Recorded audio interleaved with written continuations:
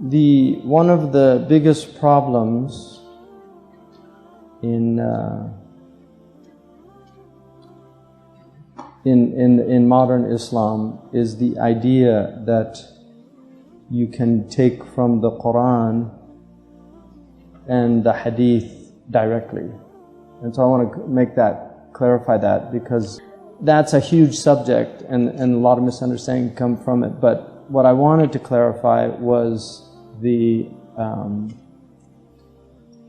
obligation of going through the ulama, and again, not just the ulama, but really the great ulama, and they have been clearly identified. There are ones that are agreed upon, and then there's ones that are not agreed upon. It's very important for Muslims to, this idea that people can read the Qur'an and take directly from the Qur'an is one of the most dangerous ideas in our community, because it will lead to a complete fragmentation of our religious tradition, which is already happening, but it will happen even more. If you go to America, there are so many different denominations.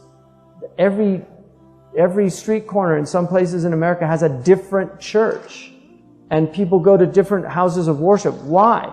Because they all interpret the Bible differently.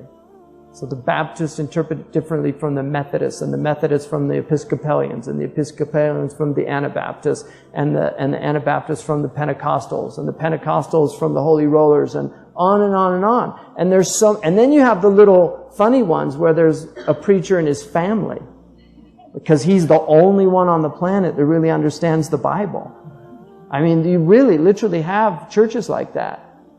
And this is what happens when you allow a complete lack of regulation of sacred scripture. And so what this tradition is really about is maintaining a type of regulatory mechanism on sacred scripture, so that not everybody can say what they think it means. You have to be qualified to do that, and that qualification takes many years of rigorous training that also has to be accentuated by a brilliance. So it's one thing to have the training. I mean, I've been undergoing this thing for a long time. I don't have the qualifications necessary to be one of those imams, and I'm very aware of that. I know my limitations. I'm not stupid or deluded about that. I mean, there are people that think they can do that, but it's not like that. And if you spend any time with somebody like Shaykh Abdullah bin Bayya, you will know how far you are from just what the necessary prerequisites are. And academic scholarship is very different from classical Islamic scholarship.